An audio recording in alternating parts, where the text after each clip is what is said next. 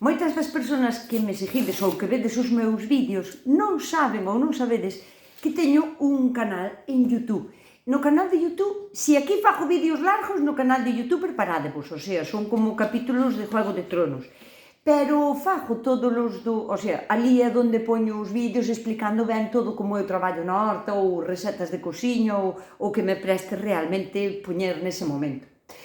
E os domingos, de 7 a 8, fago un directo, podedes vir, estades invitadas, é para todo o mundo, eu quero dicir, é un directo aberto, non? Pois para estar a charlar e para contestar así a preguntas que teñades. Pero, o domingo pasado, unha seguidora, unha mala persona, díxome que existían tomatillos verdes mexicanos, pero en vez de verdes, violetas. E vou eu, ala, creoume unha necesidade, pero creoume unha necesidade intensa, o sea, só fun pedir no mesmo momento, e acábame de chegar.